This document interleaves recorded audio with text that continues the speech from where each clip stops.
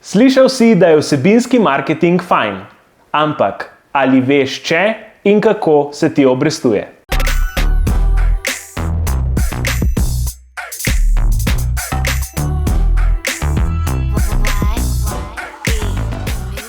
Dober dan, dobrodošli v novem Point Out Weeklyju. Z Manco govoriva o vsebinskem marketingu.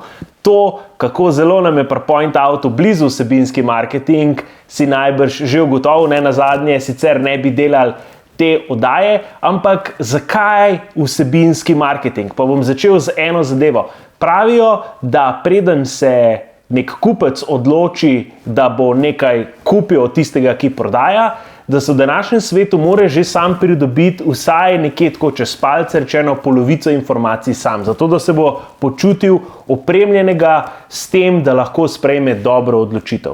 In vsebinski marketing nam pomaga pri tem, da kupcu damo te informacije, se v njegovih očeh postavimo kot nek kredibilen vir, in na ta način ga seveda tudi nekako navežemo nase, mu damo to neko sugestijo, da bomo pa mi mogoče tisti pravi, ki se bo on enkrat odločil za nakup, da bo ta nakup seveda tudi opravil pri nas.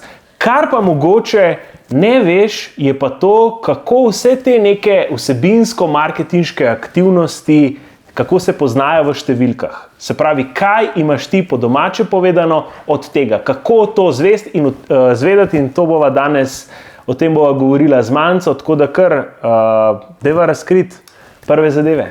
Ja, torej beseda bo tekla o tem, kaj morate spremljati, ko se enkrat lotite vsebinskega marketinga. Zoran je v bistvu še malo prenizko oceno število oziroma odstotek, kolikšne del nakupne poti kupec že opravi danes na spletu. Odstotek je namreč že kar 70%. In po raziskavah Salesforcea mora priti kupec z nami v stik na spletu, preden opravi nakup, 6 do 8 krat. Kaj se tukaj vmes dogaja? Vsi veste, da včasih se je recimo merilo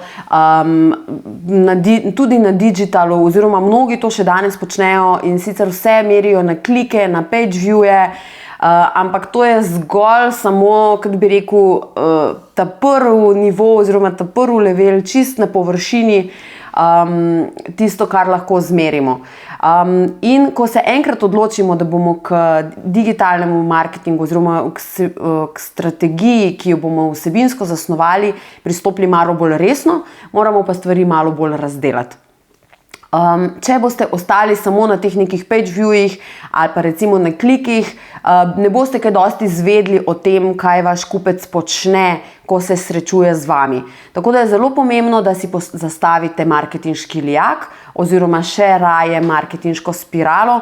Glavna razlika, če še mogoče niste slišali ali pa se posvetili razliki med njima, je v tem, da pri marketinški spirali vse skupaj zastavimo tako, da kupec, ko enkrat opravi konverzijo, se k nam spet vrne in opravi novo konverzijo. Sami veste, da je cena, ki jo plačate za prvo pridobitev kupca, najvišja in da potem morate veliko manj investirati, da se znova vrne k vam, sploh če je seveda zadovoljen. Tako da se pravi, ko boste si zastavili enkrat marketinški lijak oziroma marketinško spiralo, si morate za vsako od faz, v kateri se znajde vaš kupec oziroma vaš potencialni kupec, vaš uporabnik, zastaviti tudi cilje. Ti cilji, KPI, jim po domače rečemo, oziroma na kratko z kratico, morajo biti specifični, merljivi, dosegljivi, relevantni in postavljeni v nek časovni okvir. Se pravi, ne kar neki, ampak zelo natančno določeni, vnaprej seveda. Če lahko samo malo skočim, prej si tudi, ko si omenjala predvsem te osnovne neke metrike, se pravi klike, oglede strani in tako dalje. Eno izmed takih metrik, ki jo predvsem, kar opažam sam, pa me popravi, če ti mogoče drugače vidiš, je predvsem ta večja podjetja, ki so bolj v stiku z nekimi tradicionalnimi oblikami oglaševanja, kot je TV, je ena izmed glavnih metrik, ki jih zanima, je doseg. Doseg je taka precej splošna, ker ne nazadnje dosežemo lahko ogromno ljudi. Zdaj pa smo dosegli prave, a smo dosegli tiste, ki jih bo to dejansko zanimalo, a smo dosegli take, ki bodo potem kasneje se dejansko preobrnili v neke lide in kasneje v kupce. To je zelo veliko vprašanje. Zato čar digitalnega marketinga in pa seveda tudi, kar bova govorila, merjenje vsebinsko-marketinških aktivnosti je ravno v tem, in hkrati tudi velikrat cokla, tudi to moram povedati, je ravno v tem, da gremo lahko globlje, da lahko bolj raziskujemo in pa bolj merimo to, koga pravzaprav dosegamo, kaj oni delajo in tako dalje. Ja, problem klikov ali pa dosega je v tem, da mi recimo z neko običajno enako vsebino nagovarjamo skupino ljudi in sklepamo, da je ta skupina homogena.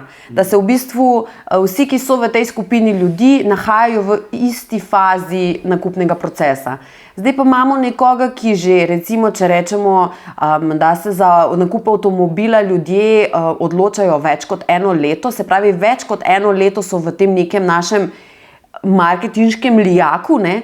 In mi, recimo, te ljudi v bistvu večinoma preko tradicionalnih kanalov nagovarjamo z oglasom, ki bi mu recimo mi rekli v digitalnem žargonu, ki spada v awareness fazo. Ne? In zdaj bom v bistvu mogoče se predstavila malo naprej, se pravi, v glavnini marketinški lijak razdelimo na 3 faze.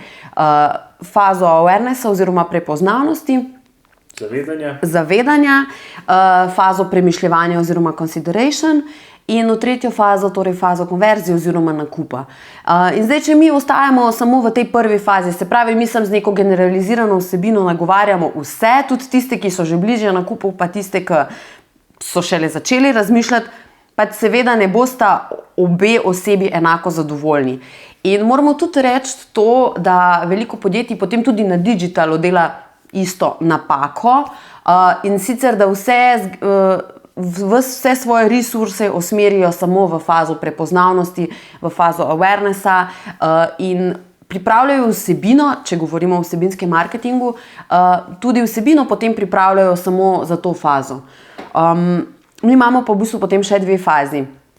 In če govorimo o prvi fazi, kaj je pomembno? Ko vi pripravljate neko vsebino, recimo za awareness, seveda pomemben vam je traffic, pomemben vam je doseg, recimo reach se pravi doseg na družbenih omrežjih, pomemben vam je recimo potem bolj specifično na spletni strani, kakšen je bounce rate, se pravi koliko ljudi, ki je prišlo na vašo spletno stran, je potem takoj spet odšlo, se pravi tistih očitno niste zadeli ta pravih, a ne? Pomembno vam je recimo koliko ljudi je morda celo oddalo kontakt, se pravi to se že malo premikajo bolj v fazo premišljevanja in seveda pomembno vam je, kakšen je engagement recimo na vaših objavah na družbenih omrežjih. Pa potem še recimo video viewji, kako se ranking vaše spletne strani spreminja, koliko časa ljudje preživijo na vaši spletni strani. To je ta awareness faza, ta prva. Mogoče bi tukaj samo to poudaril, da kar tudi opažam preko izkušenj, da velikokrat podjetja ne razumejo najbolj teh različnih metrik in kaj nam govorijo. Zdaj, ni namen, da v tej oddaji greva po vseh metrikah in vsako razloživa, ali pa jo vsaj poskušava razložiti. Je pa bistveno, da ko si določaš te neke cilje že v tej prvi fazi, da dobro razumeš, kaj je tvoj splošen cilj in kako ga boš meril. Ali je tista metrika, ki si je izbral, res najbolj pomembna. Ker jaz velikokrat vprašam tako ljudi, imate ključno kreativa je recimo video, in bi radi spravili z njo ljudi na vašo spletno stran, naprimer. Kaj bi bil vaš izbran cilj? In velikokrat ljudje na prvo žogo rečejo, ja, ogledi video, ker če bomo ogledali si video, več ljudi, ki si bo ogledali, več ljudi bo prišlo na spletno stran. Ne, ni to ključna metrika. Vi želite ljudi spraviti na spletno stran. Torej morate meriti obiske spletne strani, ne oglede video. Ja, vedno je pač treba pogledati tisto, kaj vi želite doseči. In ravno tu je ta napaka, spet v narekovajih, nič ni narobe, ampak mogoče je malo zgrešen pogled, da se za različne cilje uporablja samo ena metrika, traffic recimo, ali pa ogledi.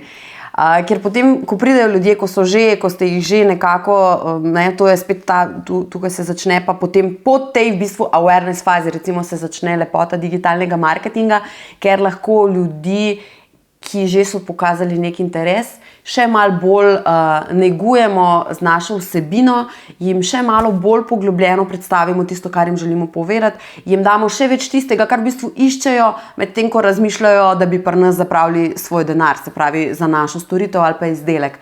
In takrat je pa recimo že pomembno, da jim damo nekaj več, jim mogoče malo bolj podrobno, s kakšnim bolj podrobnim blogom, recimo povemo, kaj so recimo prednosti našega izdelka ali pa storitve. Recimo jim morda že pošljemo kakšno malo bolj, recimo kakšno e-mail sporočilo, potem pri tem e-mail sporočilu tudi pogledamo, koliko ljudi je recimo odprlo to e-mail sporočilo, pogledamo, koliko ljudi je prebralo naše bolj specifične recimo opise nekega izdelka. Se pravi, gremo malo v bolj podroben pogled, kaj se dogaja z našo vsebino. Ja, to, kar govoriva, je v bistvu nurturing, po slovensko negovanje teh odnosov. Zdaj, večji, ko je scale, več, ko imamo mi enkrat ljudi, ki obiskujejo, ki puščajo svoje podatke, težje to delamo ročno ali pa osebno. Zato obstajajo najrazličnejša orodja, ki jih velja tudi preizkusiti, sprobati, upeljati. Ker enostavno kasneje, sploh pri, kot sem rekel, pri masi, mogoče še znese pri nekih, mogoče bolj B2B, oziroma ko prodajamo neposredno podjetjem, ne končnim kupcem, še znese, ampak tudi tam velikokrat pride do nekih čist človeških napak ali pa da nekdo kaj spregleda, zato je fajn vse te neke procese ali pa orodje tudi upeljati za nurturing. Ja, ker potem, ko mi vemo, ko smo že nekoga malo negovali, recimo, ko smo tistega, ki se je v prvi fazi zanimal recimo za nakup avtomobila in potem je že recimo pustil kontakt in smo mu mi že poslali nek recimo fin predstavitveni e-mail naše ponudbe in je morda to pogledal, je fajn, da mi vemo, kdo je ta bil, in da mu potem vemo ga napotiti globlje v naš lijak oziroma v našo spiralo, kjer mu bomo dejansko lahko potem nekaj prodali.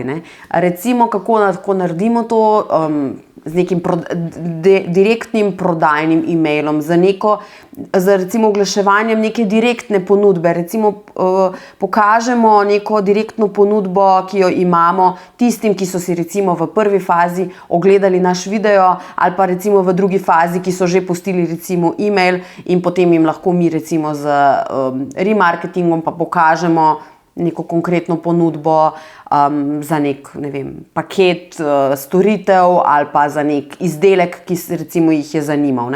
Se pravi, da v bistvu jih vodimo do tistega zadnjega koraka in seveda, ko so že, bomo rekli, primerno ogreti.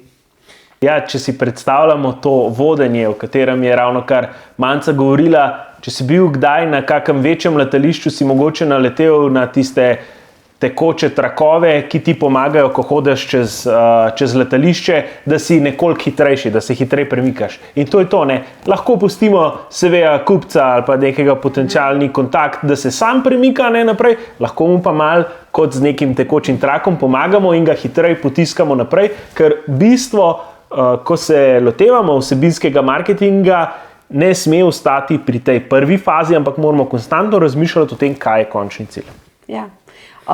Dostkrat recimo mi imamo primere, ko klienti želijo v bistvu od nas najprej samo prvo fazo, ampak ko ugotovijo, da v bistvu se da še marsikaj narediti za drugo in za tretjo fazo in kako lepo se da v bistvu to pospešiti, ta proces in potem mogoče spet človeka celo vrniti oziroma recimo neko stranko vrniti nazaj, da bo znova in znova v bistvu zavrtel v tej spirali, da bo znova kupil ali pa recimo najel našo storitev, pa se jih večina potem odloči tudi za drugo in tretjo fazo oziroma da bodo pripravili recimo vsebine.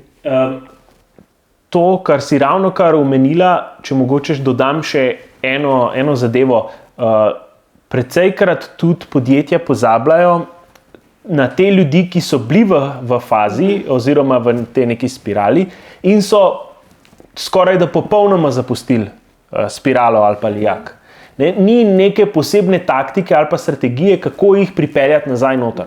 Včasih seveda nismo nezgrešljivi in včasih lahko imamo neko zadevo ali napačno postavljeno, ali je napačno razumljena strani tistega, ki je v spirali, ali mogoče on ugotovi, da to ni čist zanj, pa ne nazadnje je, a ne, samo je treba to na mal drugačen način pokazati. In zato je fajn imeti neke posebne taktike, kako te ljudi, ki so vmes zapuščali lijak oziroma spiralo, spraviti nazaj noter. Najbolj seveda ne takoj nazaj na začetek, ampak v tisti fazi, kjer so jo tudi zapustili.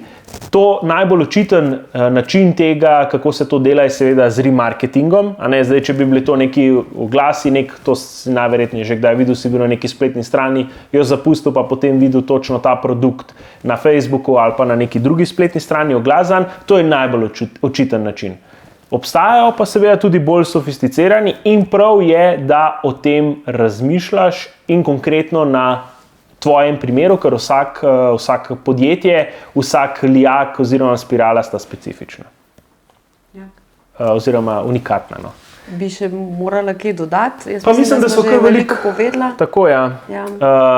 Tako kot vedno, bova z veseljem odgovorila na vsa tvoja vprašanja, zapiši jih spodaj v komentar.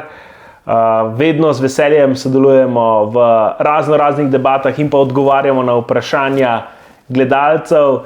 Tako da vabljen, to je to za danes in se vidimo naslednjič. Čau!